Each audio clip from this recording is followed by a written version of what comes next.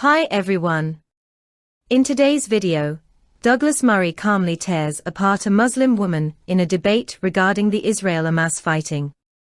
Well, I'm joined now by Douglas Murray of the think tank, the Henry Jackson Society, and by the Labour MP, Rushanara Ali. Welcome to both of you. Rushanara Ali, is there anything realistically that the West, the European Union, the British government can actually do to solve this conflict? Well, we need the European Union and including the British government to work together to show leadership and also to act as an honest broker. And what we've seen yet again is that Israel has shown complete disregard for humanitarian issues.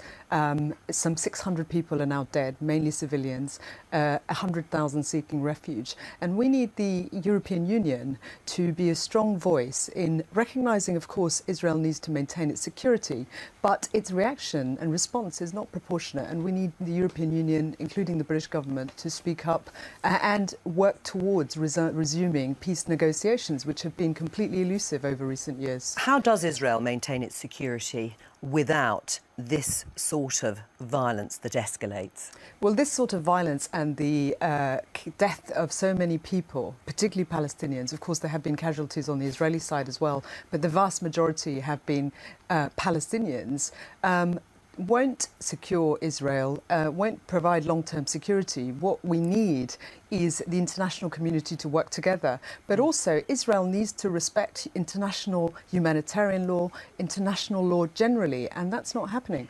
Has Israel disregarded humanitarian and international law by going into Gaza in the way they have? Douglas doesn't agree and explains why. No, not at all.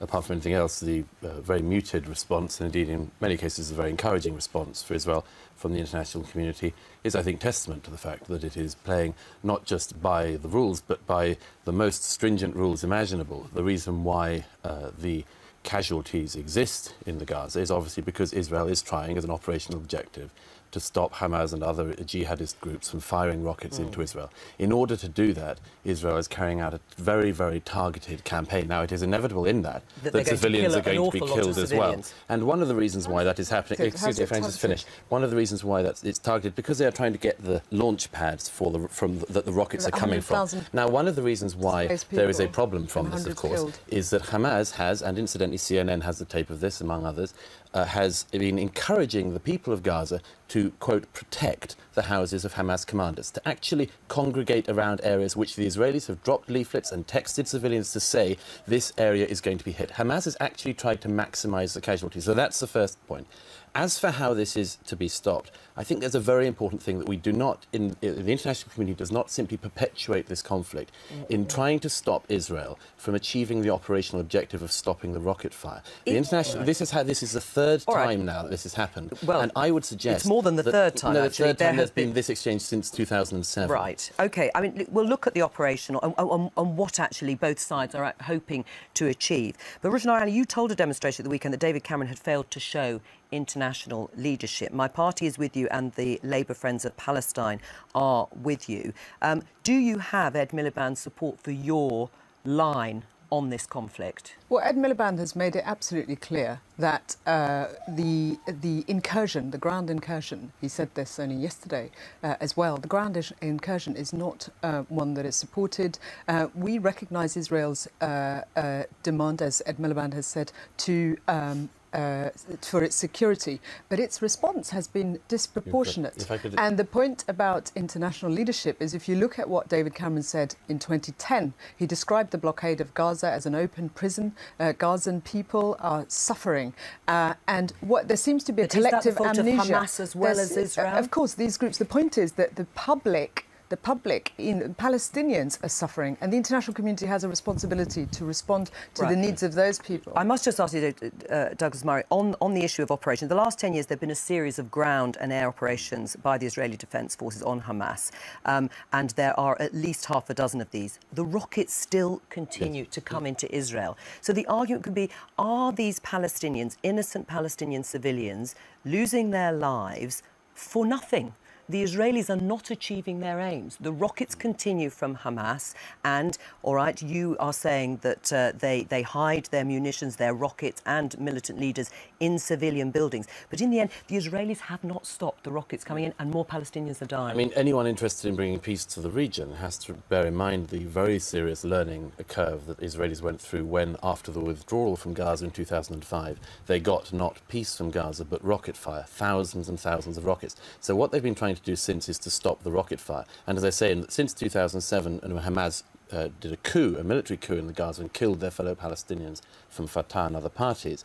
The Israelis have, on 3 major occasions now, gone in. Now, the problem with this is that the international community tends to allow Israel some weeks in order to achieve the operational objective. They're going to lose international support, exactly. aren't they, now, Israel? The crucial thing, just to add on this, is it is very important that Israel is allowed to win at some point. The international community is quite good at prolonging the conflict precisely by not allowing Israel to achieve its operational objective. What does a win look like in this case? I mean, can there ever be a military solution to this problem of particularly Gaza and Israel rather than the West Bank and Israel? This gentleman is Sir Philip Trevor.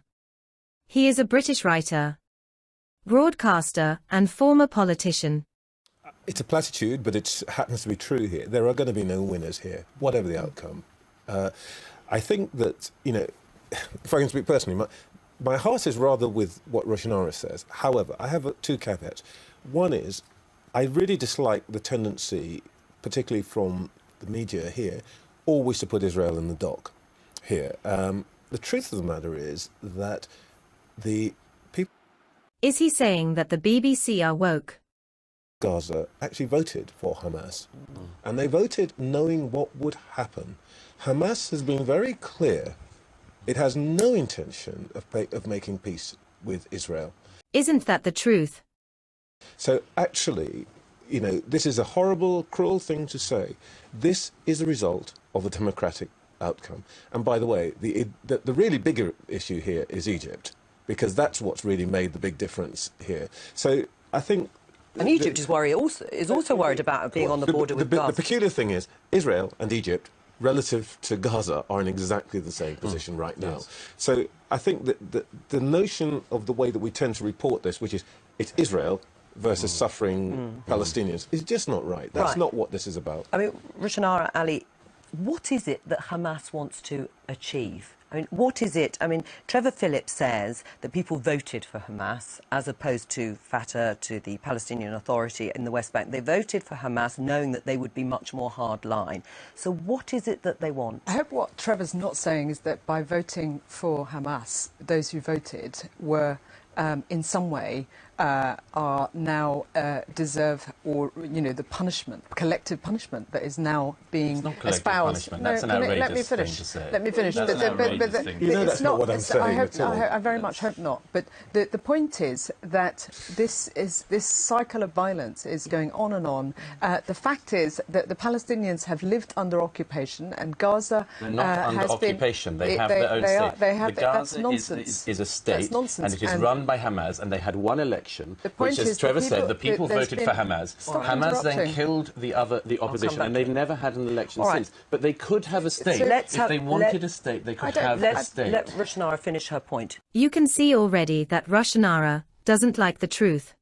You're saying that they are living under There occupation. seems to be a bit of amnesia here about the history of what's happening in that region, and the fact that Palestinians don't have a state. They have, lived under occupation. They've lived under attack, and what we need is rapidly, in order to secure peace, which is rapidly eluding this region. We need the international community. We need leaders in America and European Union to work together to resume negotiations and to first of all bring an end to this conflict. Well, and the this end of the conflict will be fastest brought about by Hamas being thrown out of the West Bank by the Palestinians of the West Bank, or by any other force available. We've got to remember this. The two-state solution, such as it is, and it's a dream, but it's still a possible dream if you talk about the West Bank. Do the Israelis genuinely believe in that? Yes, I think they do, with the West Bank. The thing that is a problem, and is an irreconcilable problem at the moment, is what you do with Hamas, which wants to annihilate the Jewish state and does not want peace. That is a problem. The real problem here is the agenda is now being controlled by people who don't want peace, whether it is the settlers on the West Bank or it's Hamas. That's the problem. How do we wrest the agenda out of the hands of those groups of people who, by the way, are not states? Yeah. These are gangs. Sure, and unfortunately, Gaza is run by a gang. Let's leave it there. Thank you both. Douglas Murray articulates a strong stance on the Israel-Gaza conflict, highlighting Israel's efforts to protect its citizens compared to Hamas's use of civilians as shields. This really does show that Hamas doesn't care about its own people, with a total disregard for them by preventing evacuations, resulting in higher casualties. There will never be any peace in this area whilst Hamas is in control. Thank you for watching and please leave your comments down below.